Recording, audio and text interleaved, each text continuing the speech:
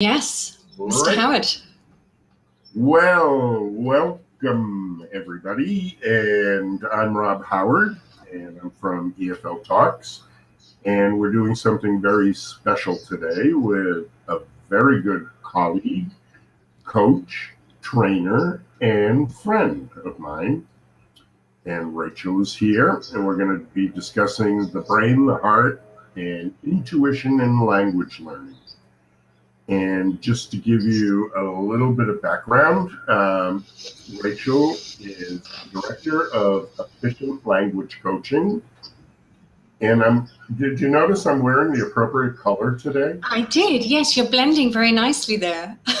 Yes. I had to work on that because wow. I'm colorblind, but you know. I'm impressed. You'll blend in with the slides as we're going along. That's it. I can hide that way. But we've got an exciting presentation for you today. And of course, we'll be showing the link later on. If you haven't done the coaching course, you should definitely, and we'll talk definitely more about this as we go on. But here is the site, and we'll put that up throughout the day. And I am EFLTalks.com. If you're interested, you'll see more recordings from Rachel there because Rachel is an EFL talker, and EFL Talks is where we do teacher development in just 10 minutes. We have over 170 speakers from all over the world with over 300 different videos. So you can join us. We have almost 500,000 teachers in our personal learning network and coaches, because we do have coaches here too. And so without further ado, I'm going to hand it over to Rachel, and I'm going to turn off my camera and voice. If you need me, I'm here. Okay? Super. Thank you, Rob. Take it away. Okay, so moving on with the presentation, which seems to be starting in the middle, so let me just move it backwards. This is modern technology. And definitely today what I wanted to do was to talk a little bit about how we are developing the neuroscience, the heart science, and the emotional intelligence. And I think really the brain is the neuroscience that we are coming into practical steps. The heart, the heart science, the coherence of heart and brain. And the intuition, very much the emotional intelligence that we're also trying to bring into these practical steps. And in the 1990s, I do think that we started to hear more the term neuroeducation. We had the wonderful book from Daniel Goleman, Emotional Intelligence. I think that was one of the trigger points. And then we started to hear the neuroeducation terminology being used. And Alok Mehta, who explained that neuroeducation is really that interdisciplinary field combining neuroscience, psychology, and education. And we can see that in the last 20 years, we're developing this neuro prefix in many different things. Neuro law, neuroculture, neuro leadership. And personally, I do think that the more that we as educators understand, let's say, the functioning of the brain, the reactions, how the brain learns, etc., together with the intuition and the heart, the more that we can help our learners, and especially those learners who are demotivated, the ones who are blocked and they don't understand where the blockage is coming from. The ones who are at a certain level and they don't really want to get any further and no motivation to get further. The ones that do want to get further but don't know how to. And very much how to help people go beyond those negative beliefs and negative mindsets. And especially the more mature, the older learners who are in that old mentality of a static brain. And we now know, and we'll be talking about that later, that the brain is not static. It really is plastic, and how we can now adapt to that new way of thinking that really is endless possibilities for all of us. And I think one of the things that the brain, heart, and intuition approach can also bring us is moving away from this one-fit-all system. We know, and especially with language learning, we know that many are at the roadside, left behind in language learning because of the way that it's taught in schools. And, you know, if we can break through this old way of presenting languages and come into a much more brain-friendly way, we're going to make a difference and get people speaking much more than they are doing.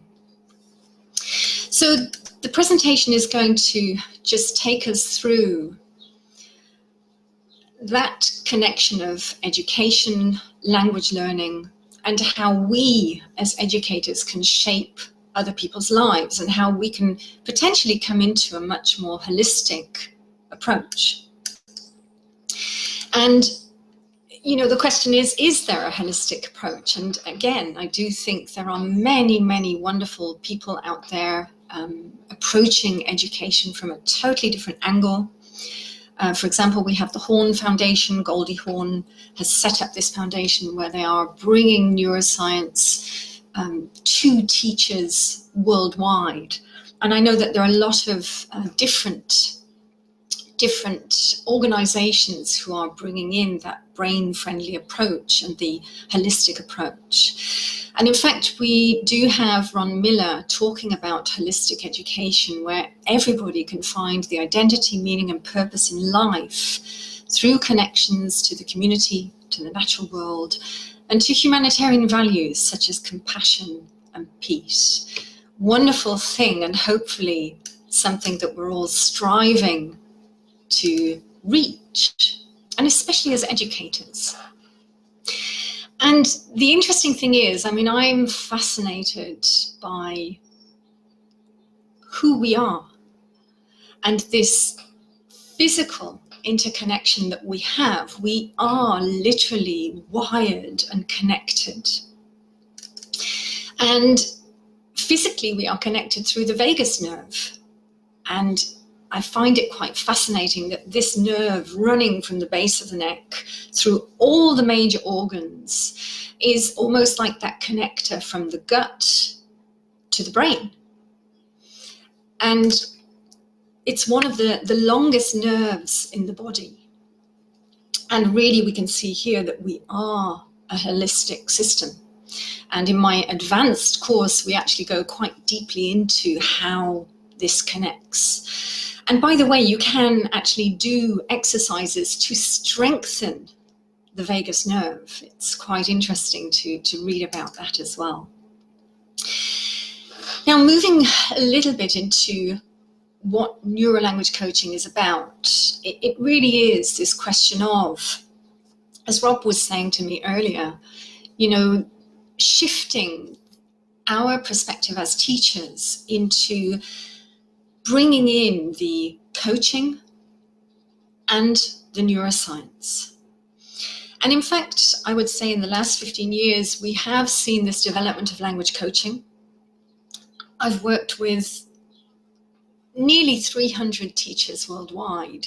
And what I'm seeing is that a lot of you already intuitively are coming into a coaching approach.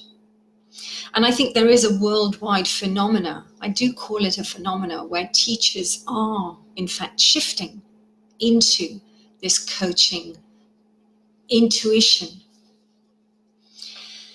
And the question is, how do we help those people who are intuitively coming into this approach to understand exactly what they are doing, how they are doing it, and also how to reinforce it, and how to connect what we're doing with a brain-friendly approach.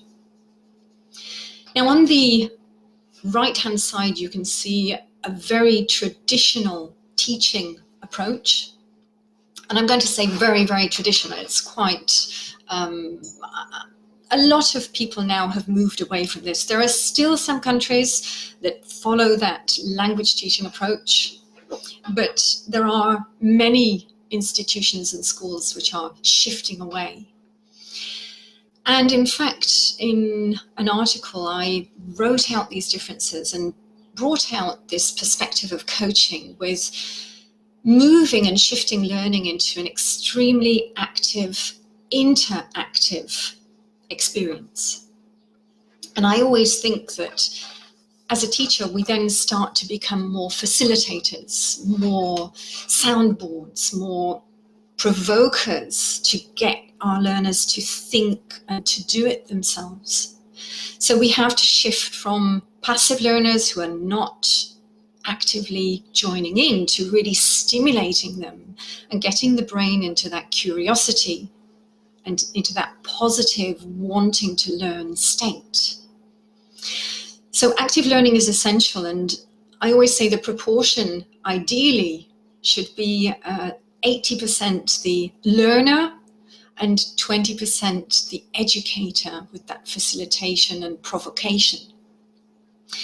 From the brain perspective as well, we now know in the neuroscience, the person doing it learns it. So we have to know how to get them to actually do it so that they learn it. Motivation is also key. We really have to shift into understanding what motivation is, and I'm going to talk a little bit later about that. Empathy as well, very important. And at this point as well, I also want to highlight there is a difference between empathy and compassion. And actually, I think as a coach, and especially as a neurolanguage coach, we need to shift the empathy beyond and move more into that compassion way of teaching, which actually means I feel what you're feeling, but we're moving beyond it to find solutions, and we're trying to find out how to get you to learn best.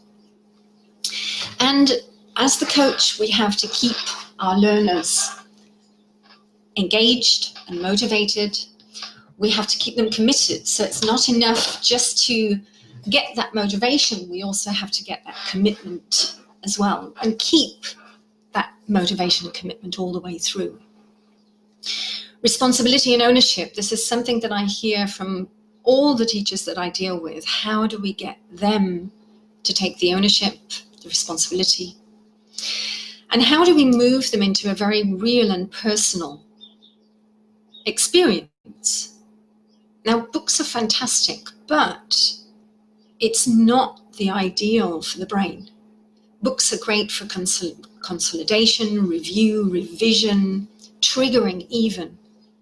But actually, when we're learning, we do need a real and personal experience for the brain to be absorbing quickly that experience and processing it.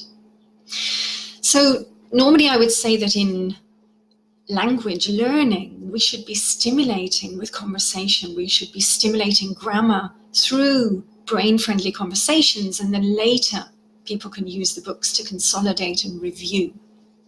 And in fact, at the moment, I'm working with a group. I have them this afternoon, and we are doing brain-friendly grammar. And we started yesterday with this brain-friendly grammar approach, and they suddenly started to get very excited as teachers about grammar. And if we can get excited about grammar, wow, what we can do to help our learners to get excited about the different areas of grammar. So normally moving away from the books, using them only as a backup, and really having that equal status as the coach, and understanding our limitations and changing our styles. So when we come into coaching, we move away from any trace of teacher. And in fact, in February, one of my ladies on the course said that actually this is about unlearning what we've learned as teachers. So changing our behaviors, changing our style, keeping the directive, the demonstrative to a minimum, and really bringing in a non-directive approach, conversational, interaction, equal status, continuous feedback. We need to make sure that we've got the dopamine flowing in the brain, and we also need to make sure that we're accountable, that we are producing the results and the effects that our learner wants to have. So I think one of the biggest questions as a coach is also, how cost effective are we? How effective are we in our sessions? How much is our learner learning? So in fact, new language coaching is introducing the principles of coaching, the models, the tools, and we are accredited by the International Coach Federation. So we are one of the only institutions worldwide with a language coaching course that is accredited by the International Coach Federation. And that means that we do follow the ethics and the competences laid out by the ICF. In addition, we're introducing the principles of the neuroscience, how to provoke those brain connections, how to provoke the thinking, how to provoke it, and to bring in practical steps to help the learner to learn. Introducing new models, new tools, and coming into that chunking down, breaking down, especially with the grammar, and creating a framework so that there is a real structure. I hear a lot of coaches, language coaches, saying that they're missing that structure. And I do think that's true. And it certainly was for me when I was working as a language coach in the beginning of the year 2000 to 2007. Before creating this, I was very much also struggling to understand, well, what is it that I'm doing? How is it different? How do I bring in a structure? How do I get the learner to stay with me in that structure? And what each and every one of you already have is your language expertise. So we're not building on language expertise. What we're building on is the actual delivery and the style and how you transfer your knowledge to the learner.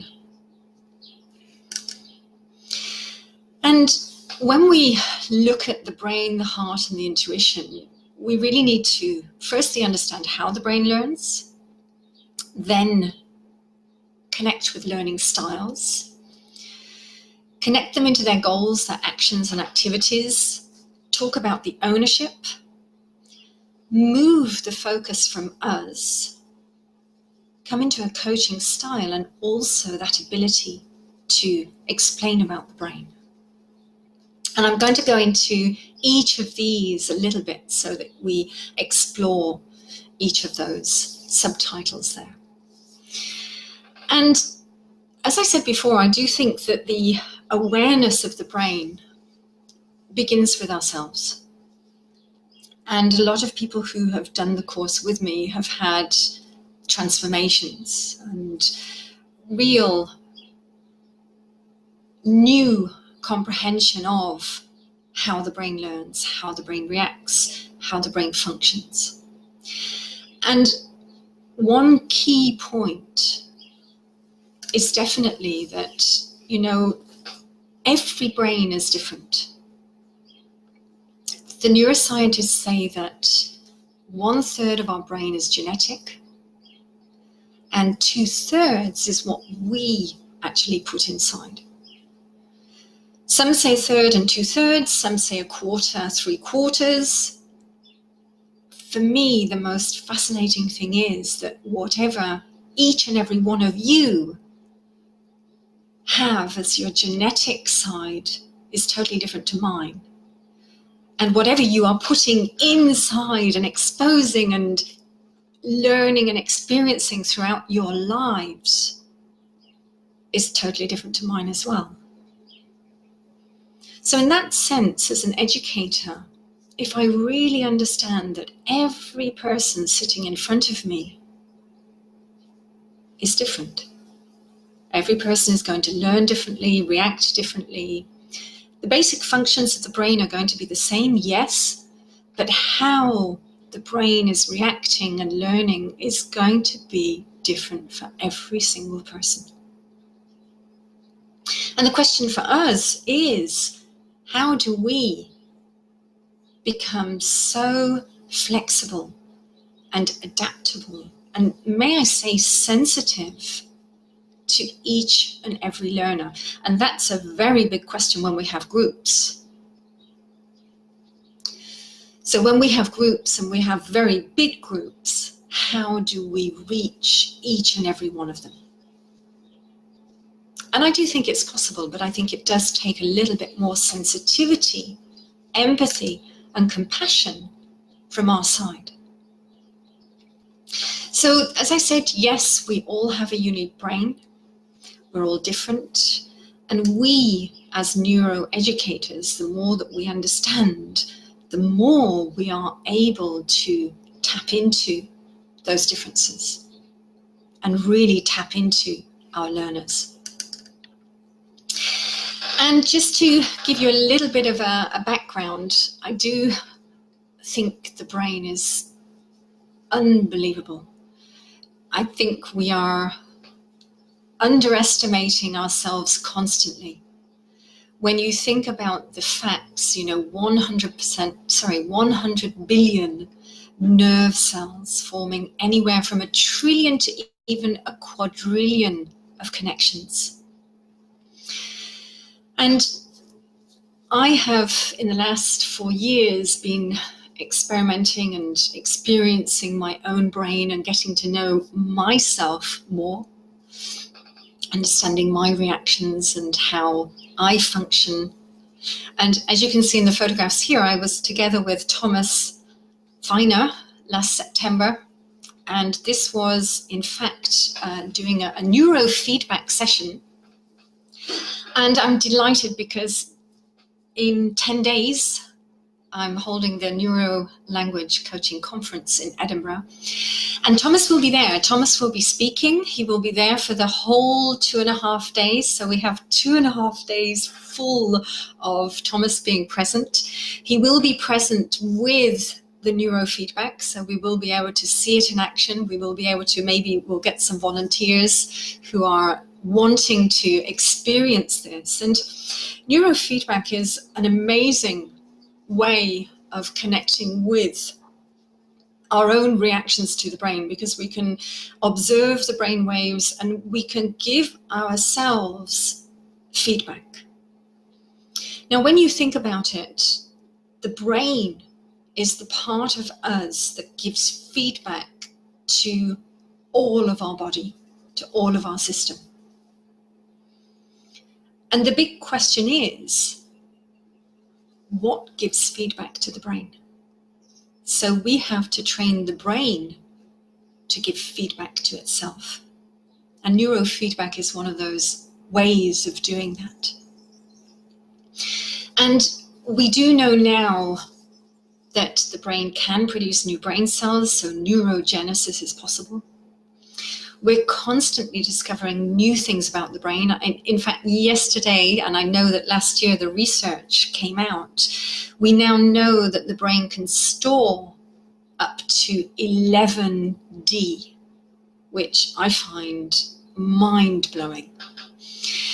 And the one thing that, as a neuroeducator, is very important for us to bring across to our learners is this concept of neuroplasticity. I personally grew up with the notion that the brain was static. I had this belief that at a certain age, life would be downhill. And in fact, we now know, and we've known for many, many years, that the brain is plastic. I think even in the 1960s and 70s, we first started to know about it. But there are still so many of us who do not believe or have that mindset of a static brain. So yes, Rob, just to give you a little bit of reinforcement, there is the question of brain atrophy. But there is so much proof that, in fact, we can take charge and change the brain. And that means, and there is a lot of research, this combination of physical exercise with mental exercise is one of the major ways of approaching age with a healthy brain. And in fact, there is new research, recent research, talking about the super ages. So people who are in their 80s with fantastic health, mental and physical health. And they've done a research to check, what is it that these super agers are doing to bring them into their 80s in such a phenomenal way. And the research is showing that, yes, it is the physical and the mental exercise. However, it's also their social connections and relationships. So we now know that to progress into older ages in a healthy way, it's that combination of the physical, the mental, and the social connections. And by the way, may I say that that's one of the major points, one of the major arguments against all this artificial intelligence that's coming into our lives and probably will be coming in and taking over in the next 10 years. That's another presentation, I think, there, Rob. So neuroplasticity is essential. And we often have learners who don't believe that they can learn. They don't believe that they can change. They don't believe that at their age they can learn a language. In March, I was at a polyglot conference in the Czech Republic. Eva Piskova was the lady organizing it. Wonderful experience.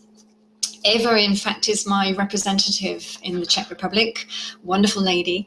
And she brought together polyglots from, actually, I think, all over the world.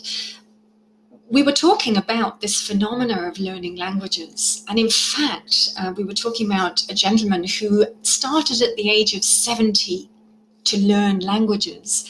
And by the time he got to 85, I think he was speaking 10 different languages. Now that for me is phenomenal, that we are starting to understand that life is in fact a lifelong learning occasion, and that we should never stop learning. We should continue. Last year, I think we had the eldest graduate from Canada. She was 89 years old. I know we've got Margarita here today. I can see Margarita from Canada as well. So we have so much proof of people who are showing us that age is not a question.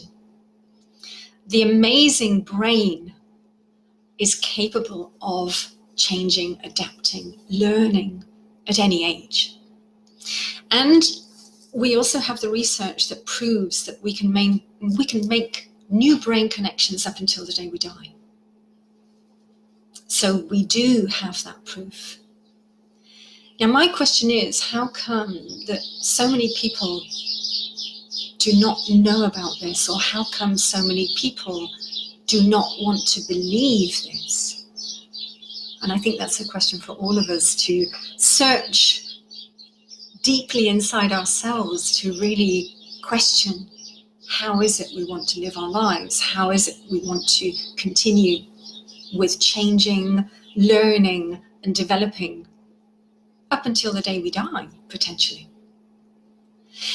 And in fact, I do have a little video. So Rob, could we move on to the video? Maybe I can just present the video a moment. Maria, I know that you show this video to your learners. You work with a wonderful establishment as well, and I know that you show this video. And after the video, I'll explain a little bit more. I think it's kicking in now, Rob. And this, for me, is the demonstration of neuroplasticity, an amazing example for all of us.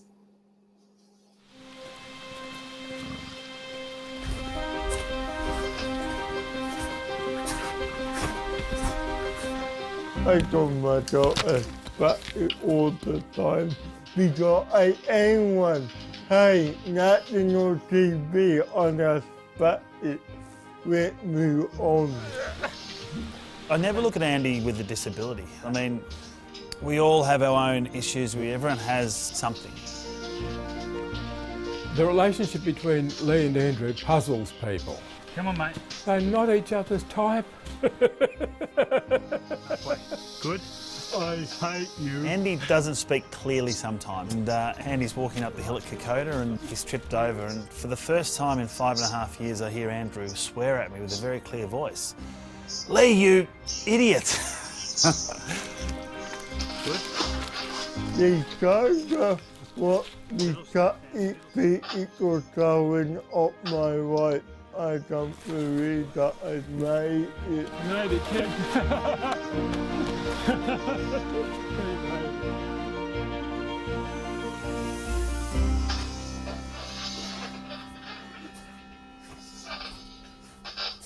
My name is Andrew Thorpe.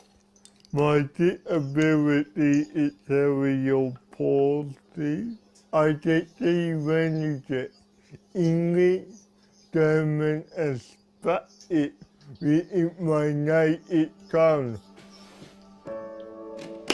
I got my disability when I was born. It was an arrested labour, nothing was happening. I knew we were in deep trouble. The worst trauma I've experienced, watching for 20 minutes waiting for the first breath to begin. He learned to read early, much earlier than a normal child. One of the greatest events of his life was when he was notified that he was accepted to transfer from Woden Special School into Lynham High School. He celebrates the date every year, and that's a bit more important than his birthday. Andrew is currently studying a master's degree in disability studies. For a few years we'd felt that his motor function was deteriorating. Okay. We were told to accept that that's what it would be. We went to one of the early people who believed in the concept of neuroplasticity, and we were regarded as crazy then. 10 years ago as a scientist you would have got kicked off a stage for thinking brains were plastic. As an adult with a physical disability that's lifelong, like cerebral palsy.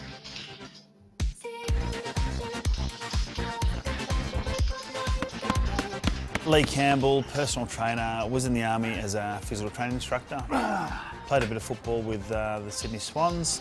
You know, meeting Andy 5.5 years ago, you know, he rocked into the gym and said, can you help me? My great impression of Lee is that he was a static hiding in a normal body.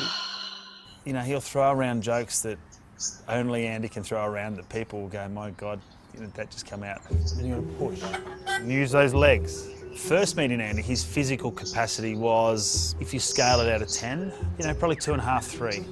I wasn't in a hurry to get to know Lee. I wanted a vision that went beyond improving his strength. Getting ready for your next little adventure, Andy, which is Great China Wall, right? You've got to get those legs strong. Well, he'll train up to 5 days a week, 6 days a week, pre-event. Andy, stand up straight. You've got to look up. Some people think it's too fierce. He's very hard on me. How many times do I tell you? If it's just the emotional, mental block rather than a physical block, I won't accept it. Andy, 10 more. Not what you get last time. Sometimes you feel down about your disability, and that makes you self-pity. You know, Andy thought it would be easy to take his own life and end it because of the difficulties that he may cause to his family and that around him. That's a tragic thing to think. If you have a disability, you need to do something about it, or it will ruin you completely. Well, Lee finally convinced me to go with Andrew on one of his physical challenges.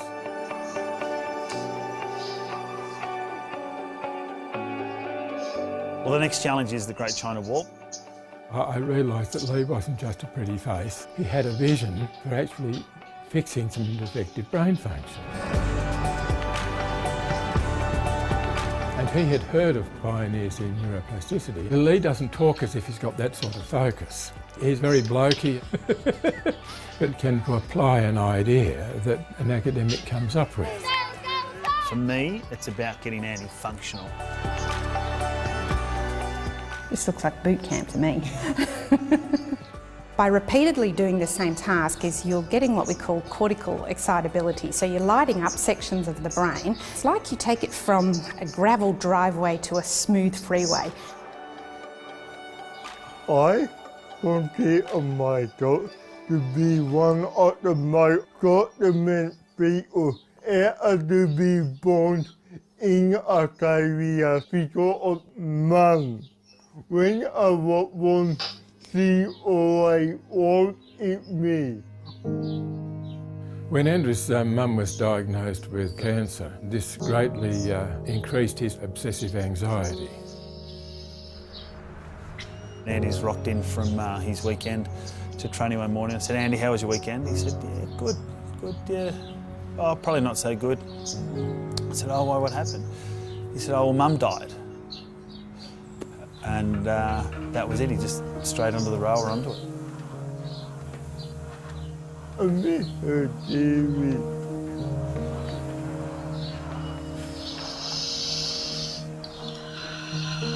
You just think, wow, you know, how amazing is this guy? From about the middle of 2014, there's been steady improvement in his condition. You watch Andy pull a sled with 20 or 30 kilos of weights in it. He stands up, his posture's corrected. His finer motor skills now are getting refined. He can hold things, he can cook, he can do his buttons up. Keep going, keep going. How good's that? His physical capacity now is a 7 or an 8. His confidence, you know, he's up there. He's 12 out of 10, that kid. We originally thought you could only change as an infant, but now we know you can change lifelong. The nervous system is still plastic enough at Andrew's age to actually achieve movements that had been thought to be hardwired early on. Before, Dave just saw this as a clinical problem. All of a sudden, his son doesn't have a disability or dysfunction. We've been able to mould them back together as a father-son relationship. Without that support around him, you know, who knows where he may be. Well, you're doing it much easier than Kokoda, Andy, so something must be working. I am amazed at what I can do and trying to occupy myself. Head up, that's why you gotta look up. Let's go. Let's go.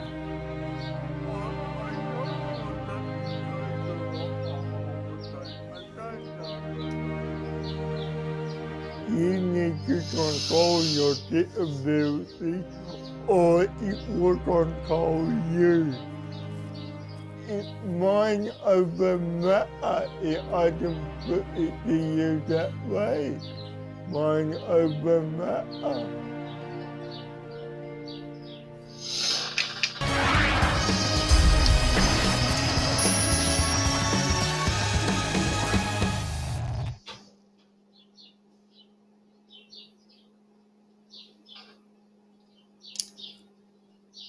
Thank you, Rob.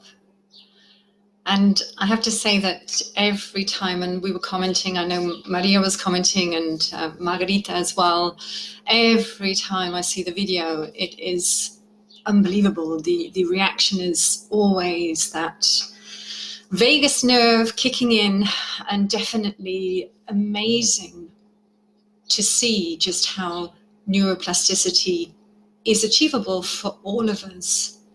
And Lee, as the coach, for me, is the epitome of a coach. That is what a coach should be. The inspirer, the provoker, the stimulator, but the person who is accompanying steadily in the background.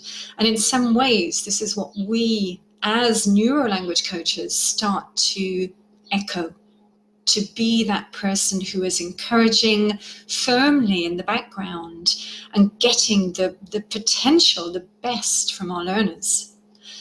And I think it's interesting for all of us to understand that, you know, we are there to stimulate and provoke. As I said before, we're not there to do it for them. We're there to understand how to stimulate and provoke them. So neuroplasticity is that first question for us as educators to understand and encourage and bring to our learners, to blast away through those negative mindsets. And then it is that question of, okay, well, what is that coaching style? And coaching style is moving away from being a teacher, moving away from telling people what to do. Recently, I found a really interesting way of describing how our limbic system, how our emotional brain potentially could react when we are in a teaching environment.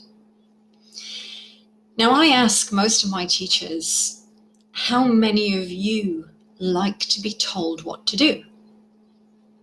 And nearly all of them respond that they do not like to be told what to do. And I would say that most of the people that I communicate with, speak with, and ask all say the same thing. So most of us do not like to be told what to do. And we are constantly, as teachers, telling people what to do.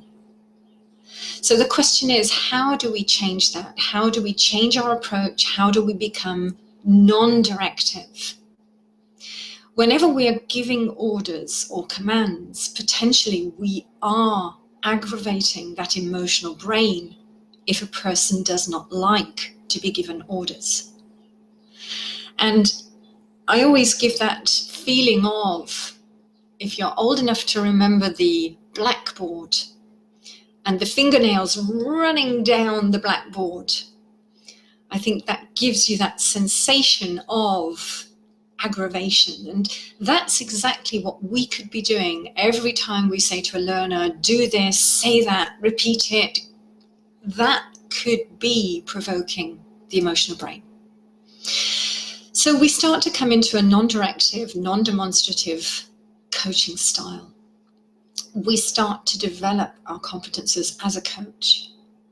And that actually means taking our active listening beyond any of the levels that people normally have as listeners. And I think one of the questions nowadays is just how much do people listen to each other?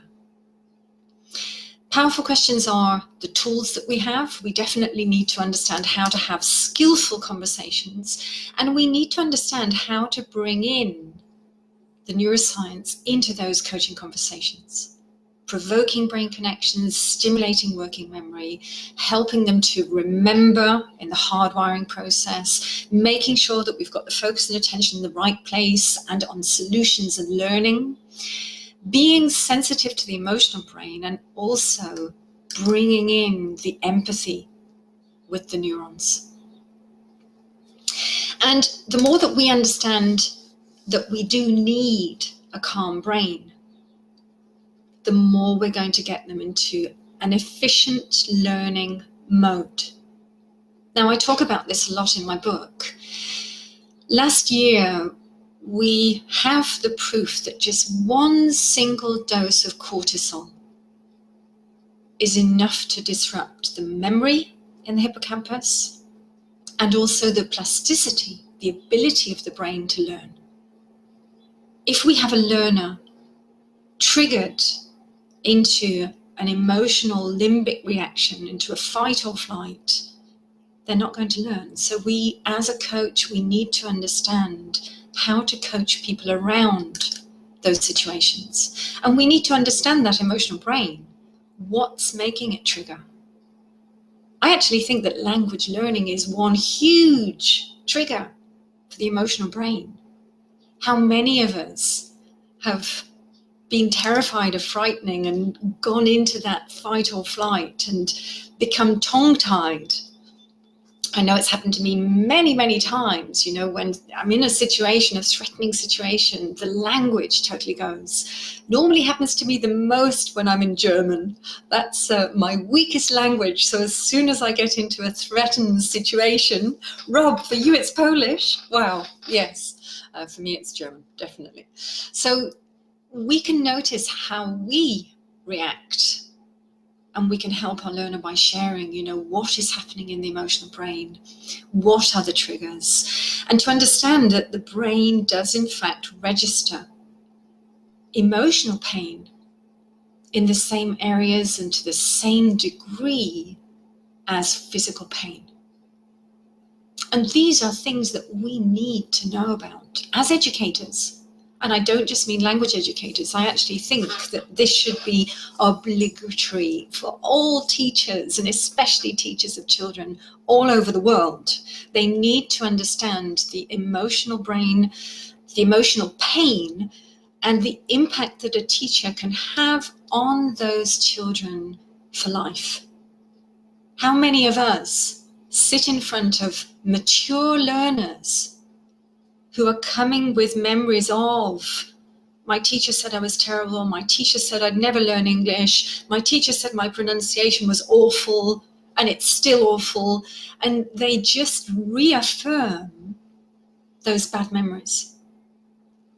And yes, Maria, absolutely, parents as well. You know, we need to, all of us, as a whole in the world, we need to understand just how much we impact learners. Potential language triggers xenoglossophobia, for example. I know that I had xenoglossophobia when I was first in Spain. In those first years, I was totally fluent, but I refused to answer the telephone. I was terrified every time the telephone rang at work. I was a nervous wreck, shaking, running away from the phone, trying to find somebody to answer it for me. So I remember very well how that feels. Negative mindset, bad learning memories, problem of certainty, problem of feeling superior or inferior, problem of having our autonomy taken away, or even just feeling shame and feeling stupid. All of that could be triggering our learner, and we have to understand how to help them. And motivation is key. We've said this, you know, and there is so much about extrinsic and intrinsic motivation. Now, I've actually come to the point over these 7 years that I'm delivering my course, I've actually come to a point where I deal with motivation in a totally different way than how I dealt with it years ago.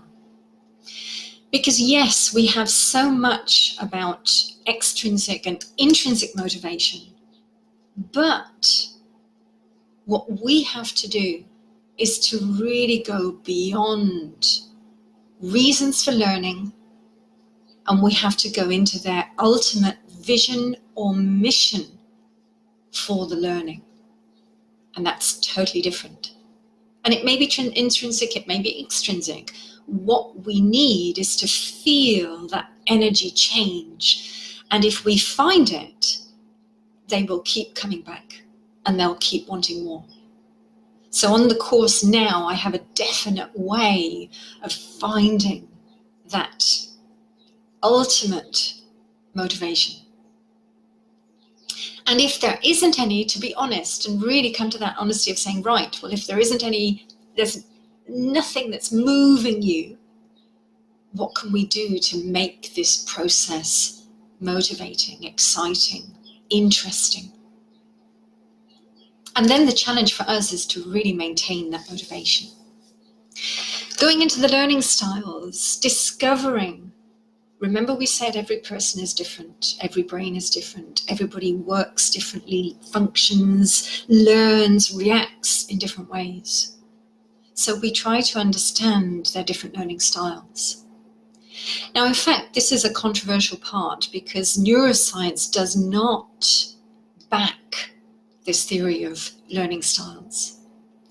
Now, I personally do think it's worth having a conversation with a learner about how they learn best. Because if we tap into activities and learning styles that suit them, you notice instantly that they do learn. So having that discussion, I'm always surprised because many people have never been asked, and actually many people don't really know. So when we have that coaching conversation with them, it's like a voyage of discovery of themselves.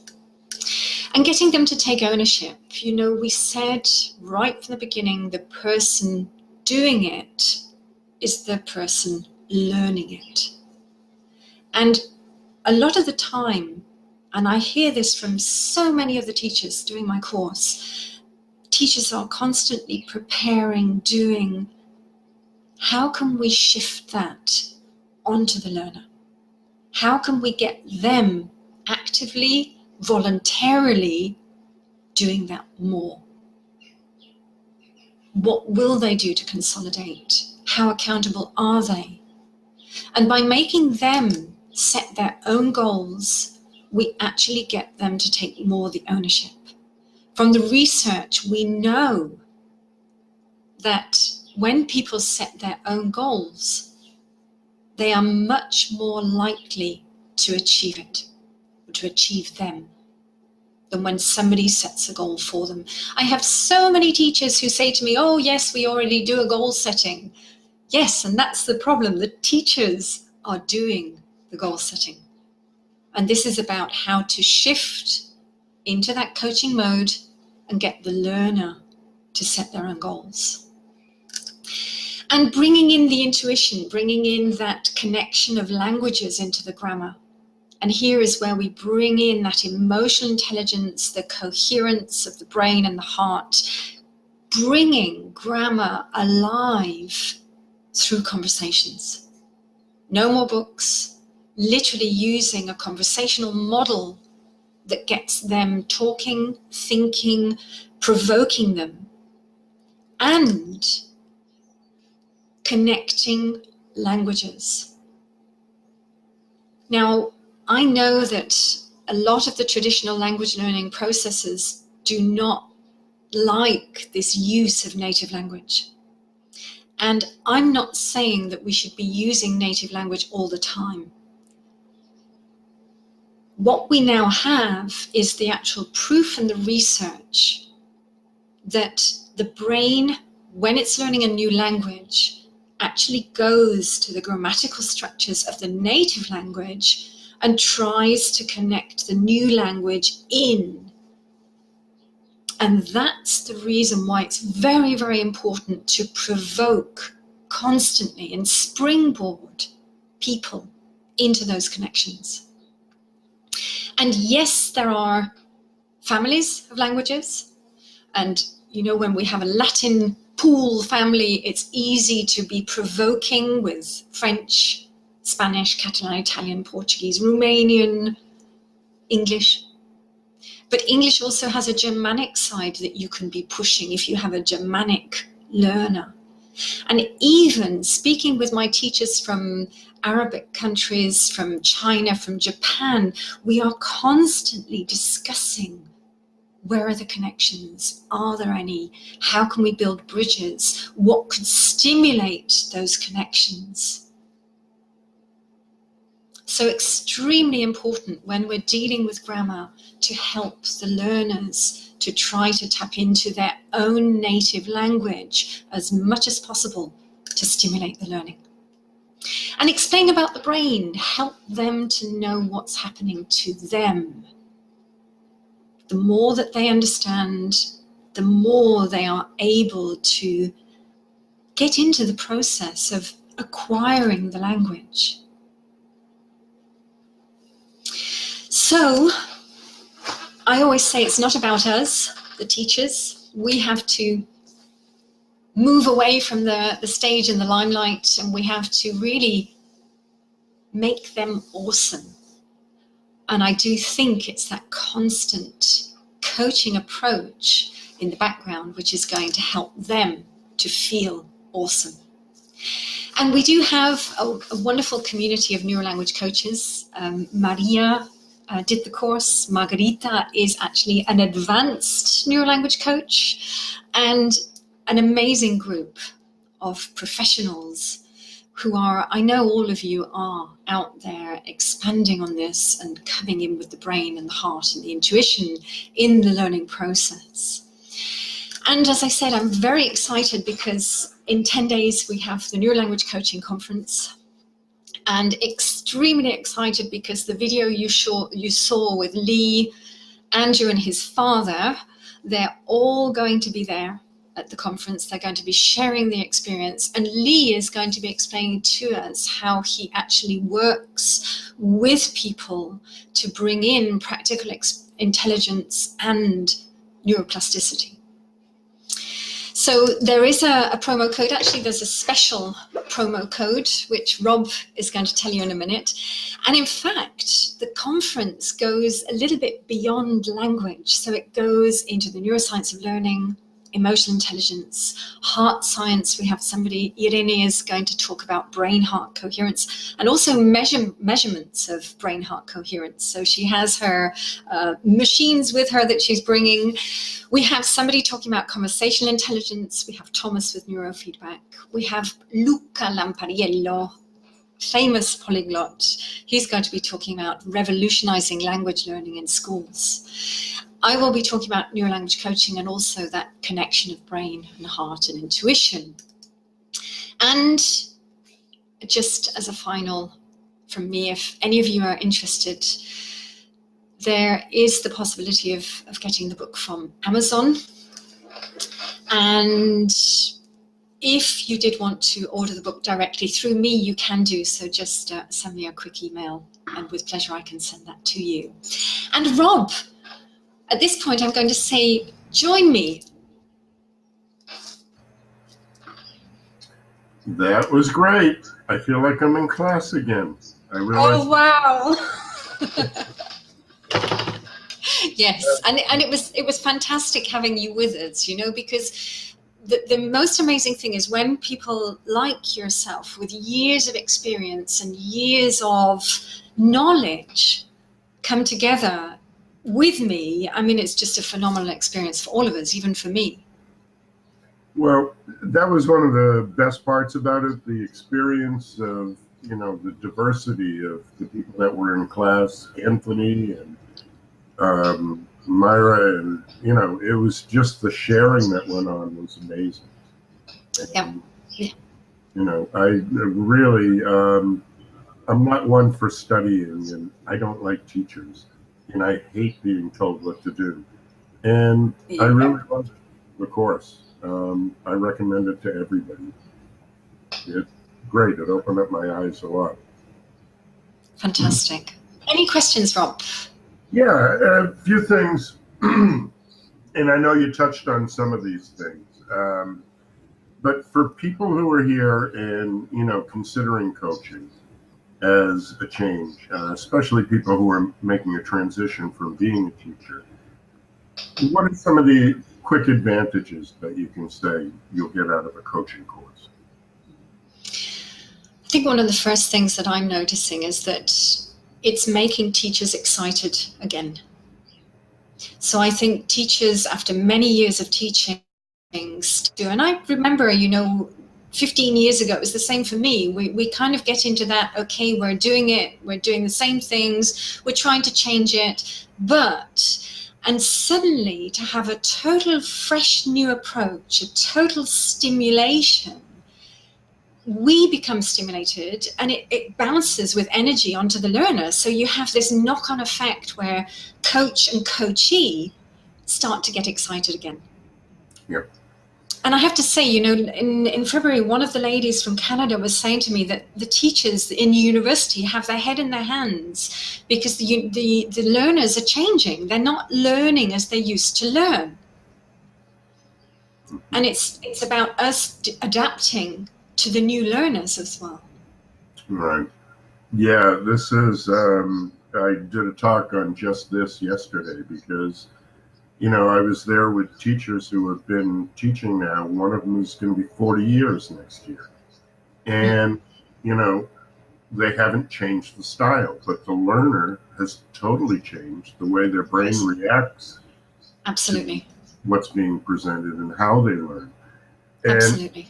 But this is one thing, you know, it's, you said it, it's, I like the phrase, the shifting perspectives. You know, I've been teaching for 15 years, and you tend to get set in your ways because you feel, okay, this is what worked before, so I'm just going to keep on doing it. And it really isn't the case with the new learner. And for me, taking this coaching course was wonderful because it was, as you say, totally refreshing, learning new techniques and ideas and just shifting the mindset. It's great. Yeah, yes. And it's good to see, you know, coach and coachee excited. And as I say, I've got this group at the moment. I start with them at 3:00 today, and we have our final session, and they are excited about delivering grammar. Goodness, when you've got language teachers who are suddenly excited again about how to change and deliver grammar, it's phenomenal. It really is. Yeah. And tell me a little bit, I know you touched on it. You have a pretty large network of neurolanguage coaches now throughout the world. Yes, that's right. That's right. There are 275 at the moment and growing. Francis, I'm delighted, will be starting with us in May. So Francis will be coming in with us as well. And we've created the Neurolanguage Coach Network, which is the community online. So there is, in fact, a map. You can see the coaches where they are. There's a directory for the public.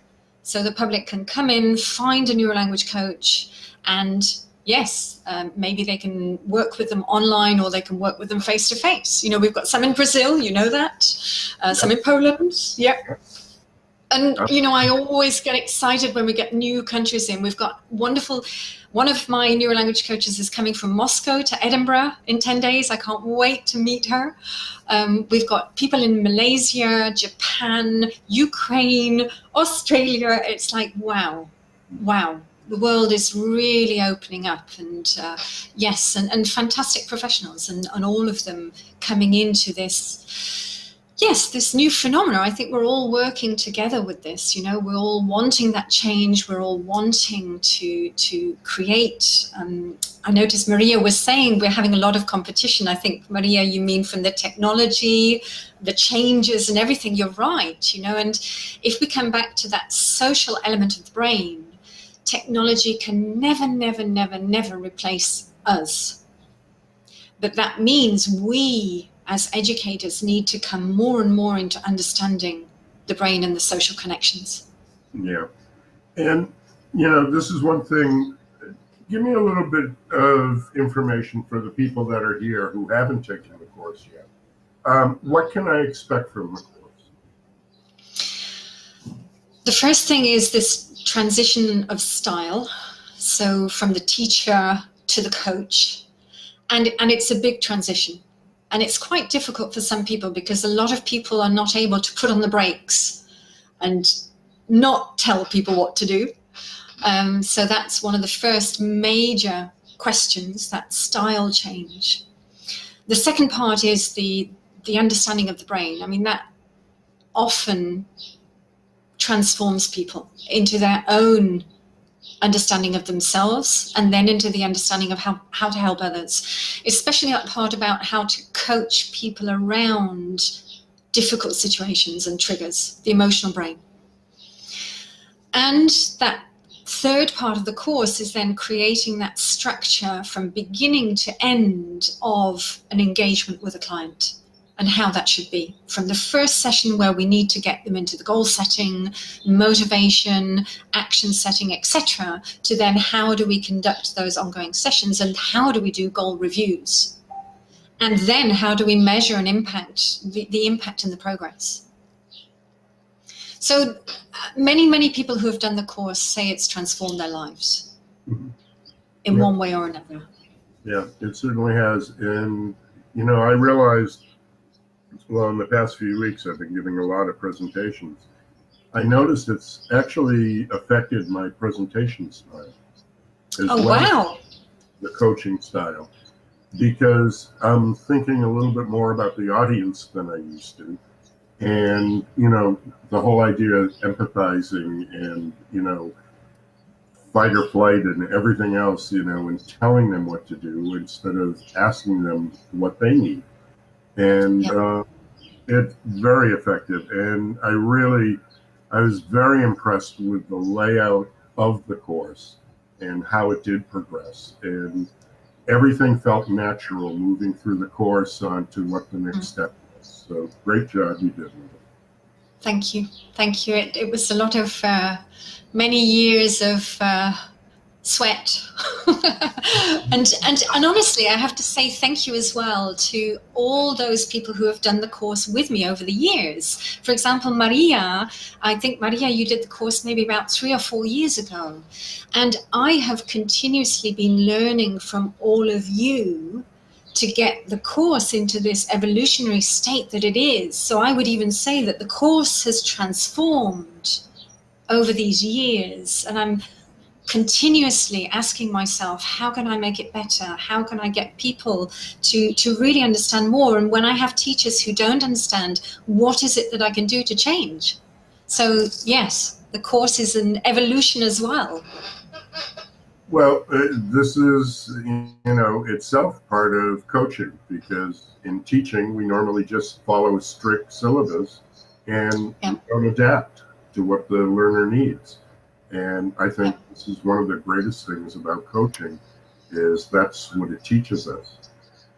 Yes. And can you talk a little bit about the certification? Because this is one thing that I think from a new coach's point of view is important for us, but I think it's important that the coachee realize that we are certified and what we're certified in. Absolutely, absolutely. And I think the phenomena is that many people are calling themselves a coach. And coaching in itself is not a regulated business. I do think that in the years to come, it may become a regulated business. And for the moment, the most important thing is, if a coach is calling themselves a coach, what certification do they carry? And there are certain bodies worldwide, and one of the most famous bodies is the International Coach Federation. And the International Coach Federation is very much that institution that is regulating the standards and, let's say, the ethics of the coaching profession. And we are accredited by the International Coach Federation, so we do adhere to those standards and ethics and guidelines. So I would always say to coachees, to learners, check the credentials of the coach.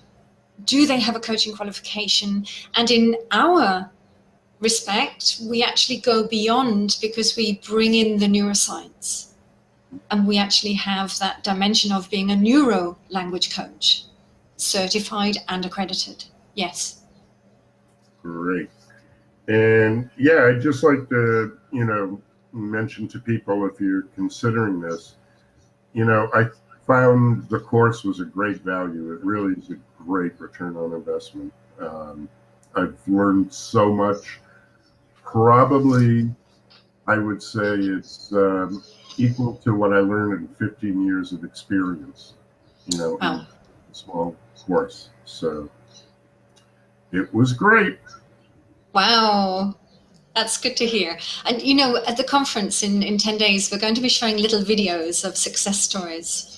And actually, one of my neurolanguage coaches in Peru, he's done a little video explaining that with one client, he got one client from an A2 to a B2 in 3 months. Nice. And that's the type of, I would say, return on investment for us that is the best. Yep. When we've got learners that just grow in such a short time, I mean, it's phenomenal. Mm-hmm. Absolutely phenomenal. Yes. Yeah. And painlessly too, might I say. Yes, absolutely. The subconscious takes over. Yep. Yeah. Well, great. And let me just point out again to those of you watching the recording, if you're interested in the course, which I hope you are, this is Rachel's website. efficientlanguagecoaching.com. There's your commercial. And there is, may I just say, there's another one, Rob, which is the languagecoachingcertification.com as well. Okay, I'll let you type So they that. can. It'll take me. Oh, I'll put it at the bottom. Yes. And of course, you can also see Rachel's videos on EFLTalks.com, which we're very happy to be working with you, Rachel, and our speakers. And because of this, if you're interested in the course, we are offering a 10% discount, thanks to Rachel, if you put in the code EFL Talks. And I appreciate that. So all the EFL listeners can get a 10% discount. And while we're talking about it, again, here's Edinburgh, which is coming up May 2nd through 4th. And the promo code for that one is Neuro. So if people want a discount for that one, the promo code is Neuro. And it's a 15% discount. Right. And I hope everybody can make it. Actually, I know a few people who are going. And would you like to share anything else before I show you my surprise? No, I'm curious about the surprise, but no, just to say thank you. And, you know, Rob, it was wonderful to be with you on the course. It was wonderful to meet you as well, because we met in Malta. And I know that you're doing great things for the profession as well. So I just want to say thank you to you too for helping all of us as well. Well, thank you. You inspire me too. So thank you so much, because you keep me going. Well, we're kind of near in age, so we have to keep that neuroplasticity going. That's it. Exactly. And I know we'll be meeting up again soon. And in the meantime, so, you know, before I say my final thank yous, and this was great, for anybody who's watching or anybody who wants to recommend, I will have the recordings will be available. Give me a day or so. I'll do any editing that needs to be done, and it'll be up on my site. You'll have it on your YouTube channel, correct? Yes, I will. And people can watch this. So, in lieu of, you know, wonderful thank yous, I'm going to end with this slide.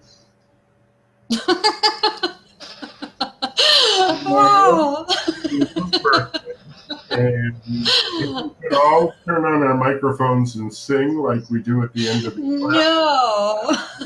It's tomorrow. It's tomorrow. I know, it's tomorrow, but we will be here, you know? So, you know. Wow. And that's a wonderful photo. Yeah. That was us in Malta. It was. It was. Wow. Yeah. Wow. But Thank you. I wish you a wonderful day tomorrow. And every day. Thank you.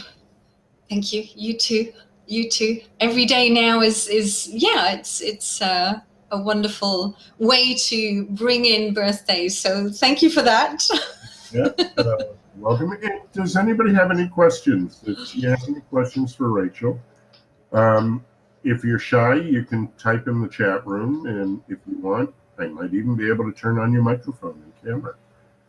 But any questions, now's the time. You've got her here live before she gets another day older. Yes.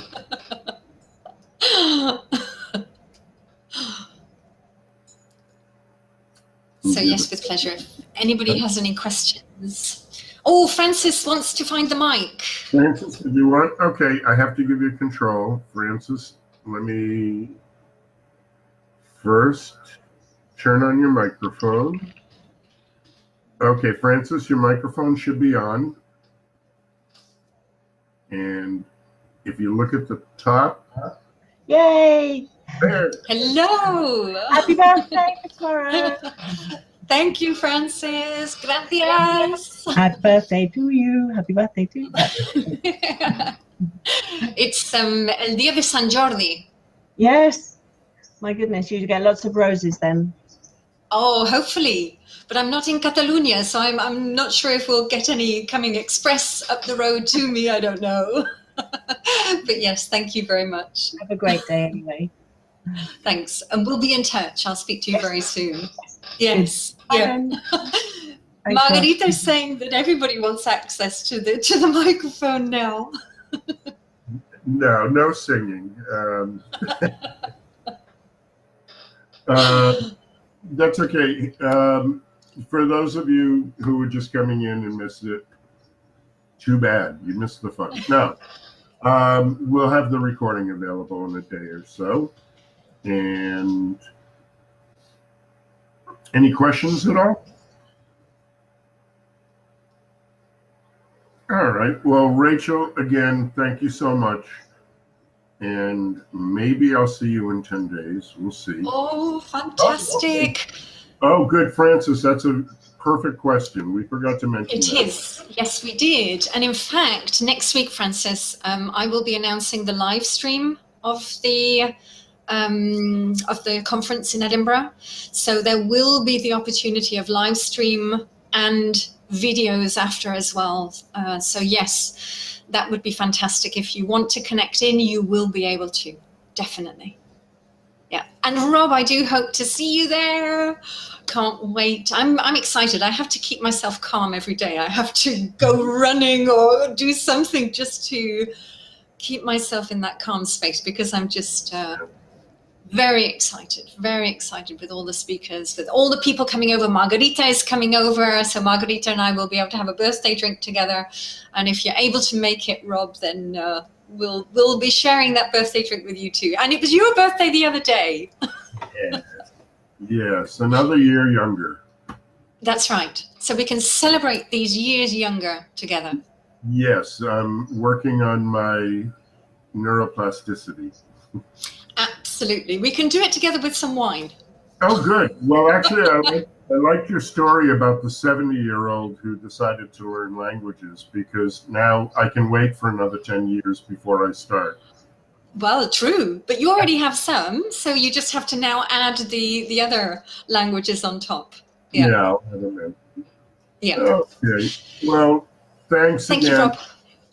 Pleasure to do this for you. And we'll see you soon, okay? Looking forward to it. And thank you, everybody. Bye, bye, bye, bye. Bye. Let me leave it on here for you. Very good. All right. Thanks, everyone. Bye-bye. Bye.